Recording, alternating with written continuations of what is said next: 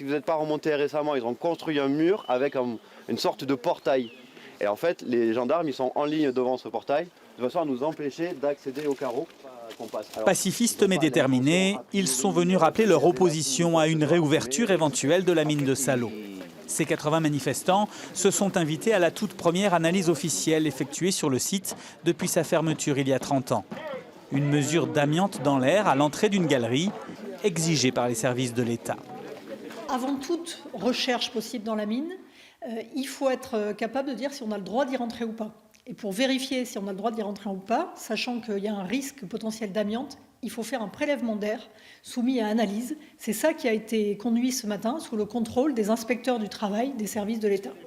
Après des négociations un peu tendues, les manifestants ont pu accéder au carreau de l'ancienne mine. Pour eux, cette analyse est un prétexte. Ils y voient une remise des clés officieuse à la société bénéficiant du permis de recherche. Une fois que cette mesure sera faite, comme vous pouvez le voir, là, ça va simplement être fermé par un portail dont ils auront la clé. Donc après, qui sera là derrière pour voir quand est-ce qu'ils vont rentrer, quand ils ne vont pas rentrer? Des inquiétudes que réfute Michel Bonnemaison. Pour lui, la procédure légale est appliquée à la lettre. D'autres analyses de sécurité seront effectuées avant de conduire les premières recherches. La reprise de l'exploitation serait donc encore totalement hypothétique, même s'il pourrait s'agir d'un très bon filon. Cette mine était connue pour être très riche en tungstène, mais de petite dimension.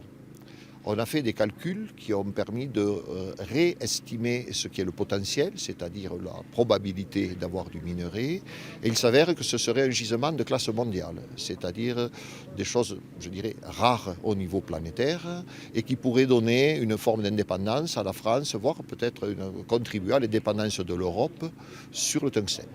Avec quelques 150 emplois à la clé, le facteur économique ne laisse pas insensible, y compris localement. Les opposants défendent, eux, une approche environnementale et de santé publique, deux logiques qui, en Ariège comme ailleurs, semblent difficilement conciliables.